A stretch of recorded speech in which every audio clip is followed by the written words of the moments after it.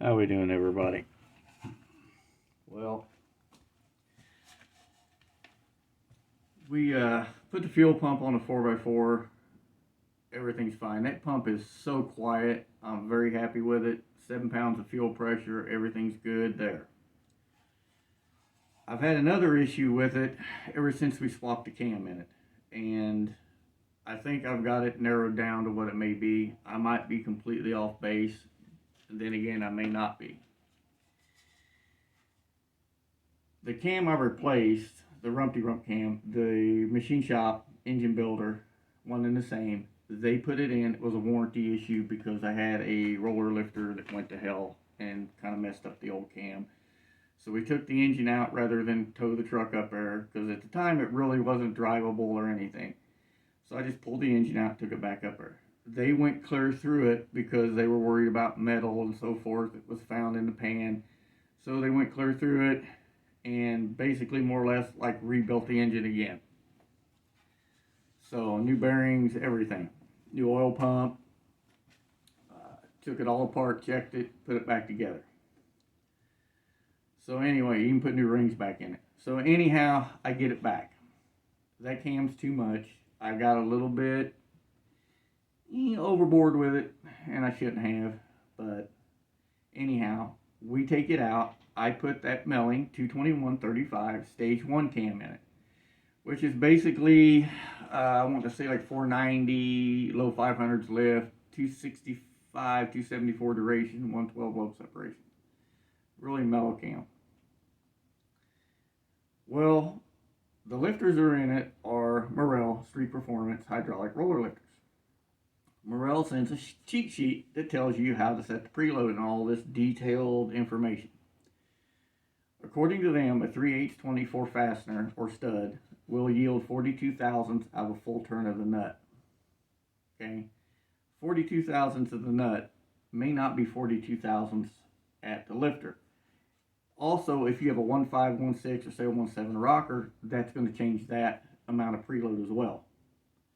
So I look at the cheat sheet, and instead of going with my gut, I went with what the cheat sheet said, plus what they said they set them up there as far as preload, which is 3/4 of a turn. According to Morrell, what they want done on their lifters, Morrell Callies, whoever you want to call them by, okay? Morrell's made by Callies. Iron block iron head is 20 to 25 thousandths preload. A iron block aluminum head is 30 to 35 thousandths preload. Then aluminum's like 45 to 50 thousandths preload. You have a lifter has 120 thousandths plunger travel. Okay. People will say, "Oh, put the plunger dead in the middle of the lifter travel." That's not always correct, and to me, it ain't correct at all. Because you have to take in account where the oil port is, where the lifter is fed oil from. If you set the plunger below the oil port, it's not going to work right. You have oil coming in above the plunger, forcing the plunger down, instead of coming in under the plunger and acting like a buffer. Okay, it's a hydraulic lifter. Okay, it's not just the spring in the bottom of it controls the tension. Morrell lifters, the oil port is high up on the indented portion of the lifter that's in the lifter bore. It's at the very top. Okay, it's not down low, it's way up high. Too much preload will set the lifter plunger below that. So I set them at 3/4 of a turn. When you would rev the engine, you could hear a tapping / clatter in the intake valley. I talked to them. They said, well, take them a full turn. I took them a full turn. Now, it did minimize the clatter, but now it acts like the valves are hanging open, and I can almost bet that's the problem now. It shakes, it doesn't run at its potential, it's down on power. Then right there as it was running here this last time, because we haven't run it very much since then, other than just letting it idle a little bit, it actually number one spark plug got where it wasn't firing all the way, took it out, and it had quite a bit of fuel on it. That can also be a effect of the valves hanging open. because instead of it just pulling air and fuel in on the intake stroke with the intake valve hanging open, you're also going to pull fuel and air in after the plug fires on the power stroke.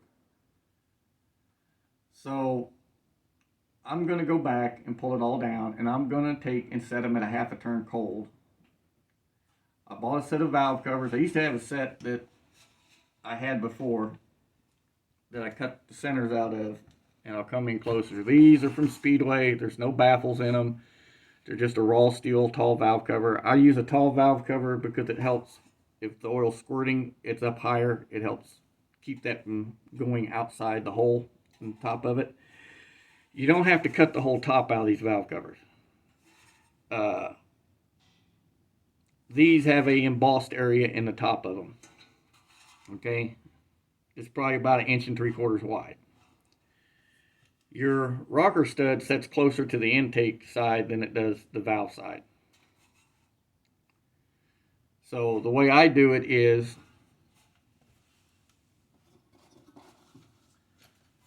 I just take, like this valve cover, it's made it real easy.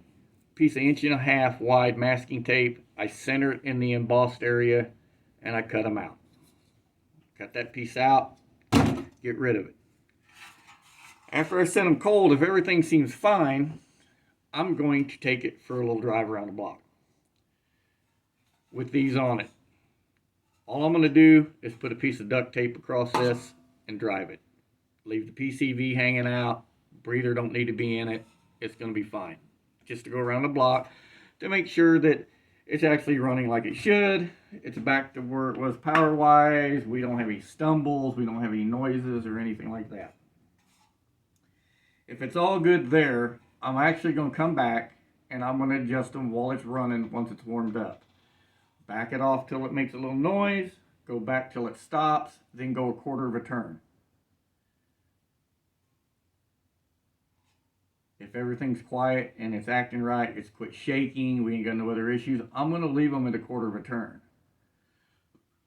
I have never put more than half a turn on a hydraulic lifter. I don't care whose it is. Hydraulic flat tappet roller. I don't care if it's Morrell, which is about 80% of the lifters. You know, Howards are Morrells, Summits are Morrells, whether it's a Crower, whether it's a Trick Flow, whether it's an Edelbrock, whether it's a Melling. I don't care. I go a half a turn. Usually 1/4 turn is sufficient.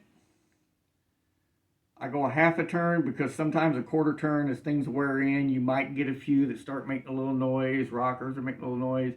You can go back and give them a little more. I do a half a turn. Then I don't have to mess with them again.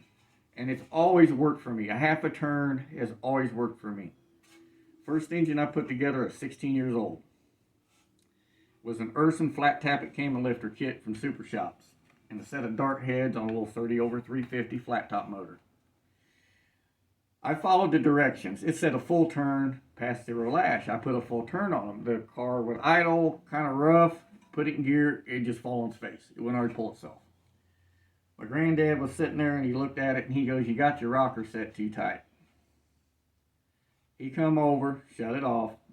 We put a set of these he had on it, and he actually had a piece of rubber pop riveted down one side that would lay over the hole, and he just kind of push it back, put a socket in there to keep this closed up.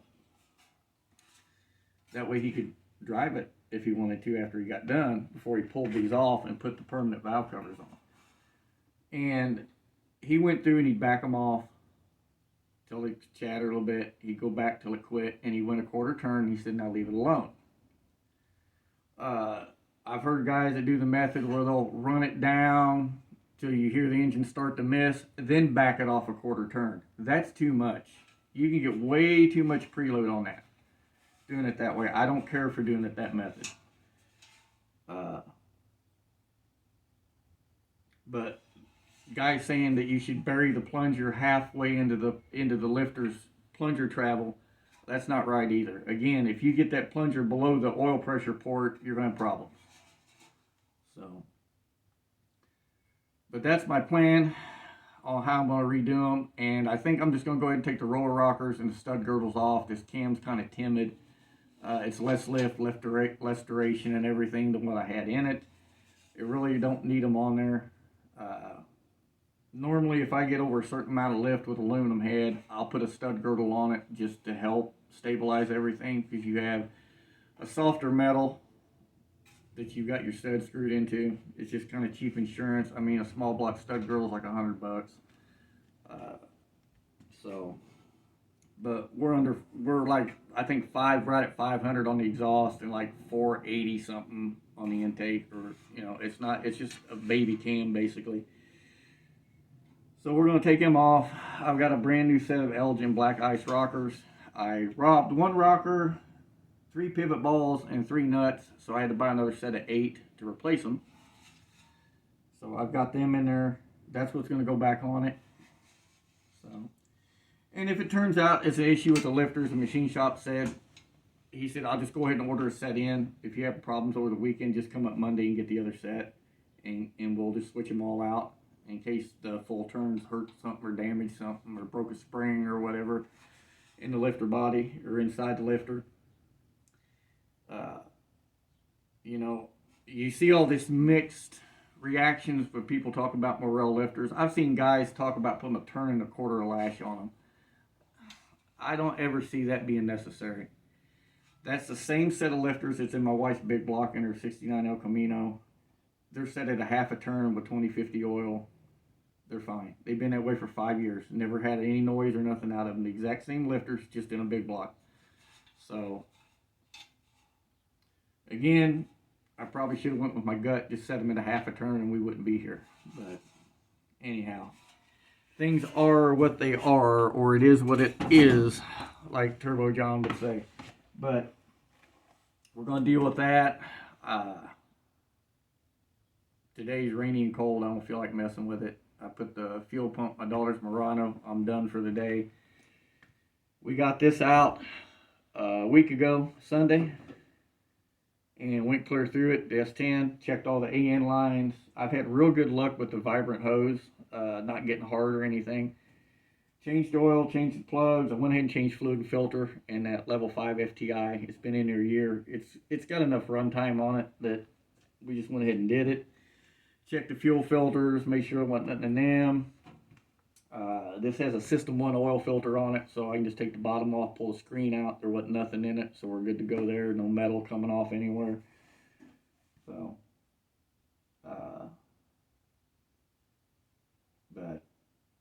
and I've already had the carburetor off and made a jet change in it. We jetted it up a little bit, so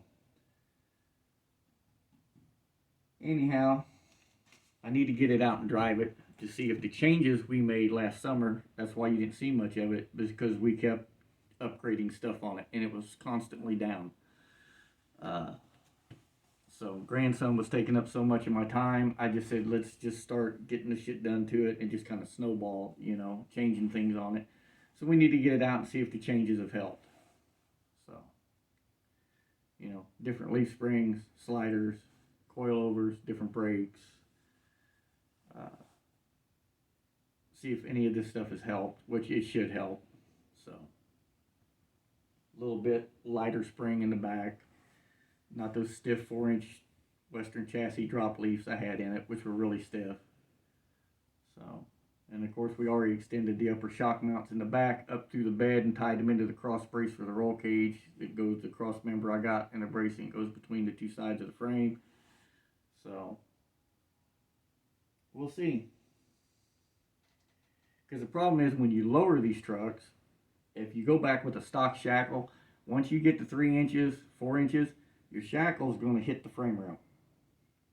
When it does that, the spring has nowhere to go. There's no give. Everything's locked tight. That's why we put sliders on it. So I put a set of just like flat bar, made my own shackle. Well, the spring eye would still contact chassis, so now it can't. With the slider, it can actually move. So the little bit I did get on it, it seemed to want to plant the tire a little better, but we'll know more once I get out and beat on it hard. Boy got his chassis painted, the back half of it. We're getting ready to make the mounts to put his radiator in the back. He's got all the tubing for that. His engine should be home in the next week or two, I imagine. Any time to get a phone call to come pick it up, it's done. Once we get it back, his truck will start to snowball very quickly, because I'm going to work tirelessly to help him get his truck where it is running before summer's over. That kid busted his ass to help me get this one going. not just helping me labor wise, but helping as far as parts and everything else. You know, I bought a cam, he bought lifters. I bought main bearings, he bought rod bearings. You know, that's the way it went. Like a whole year getting the parts bought to put this engine together, then buying transmission, then buying another transmission. He's going to use the level 4 that was in here in his. So it ain't like it was wasted money on the transmission. It's going to go to good use. It's just it's only rated to 900 horsepower, and this engine makes well more than 900 horsepower. So, and like I said in the beginning, my goal was 1,000. And I just made the decision, let's turn the boost up and see what it'll do. It's not real hard to put it down on paper that 728 horsepower on 15 pounds makes more than 900 horsepower. So, and then we go to 20 pounds on it. So, but that's plenty of horsepower for me. I'm happy with the truck. All we're going to do is next winter, we're going to blow it apart, repaint it, rewire it, put a new dash in it, new seats in it, finish the cage out. I'm going to get it the way I want it this time, you know, finished out. Color, don't know yet, but we're going to body work it and paint it nice, take the bed off, take the doors off, paint it inside and out. It's kind of going to be like the gray 4x4, except we're not going to have to put an engine in it and all that. It's just going to be wire it, plumb it. We're going to move some stuff around when we move the radiator to the back, put the turbos in the grill. So there'll be some plumbing changes. We're going to relocate the water pump, different things. I might try to eke the intercooler in here somewhere, but that's kind of going to the wayside the more I think about it. There just ain't going to be room for it, you know. But the block's got a partial fill on it. I run 2 radiators, and because I run the 2 radiators, I can beat its brains in and it don't run hot. So anyway, that's what's going on. But yeah, if you want that Aeromotive 11209 carbureted fuel pump, it's very quiet. If anybody wants to buy one, it's very quiet. So if I go up and stand at the front of the truck, you can't hear it run. With the truck shut off, you literally cannot hear it run. So anyway, I'm going back inside. Everybody stay safe. God bless. Later.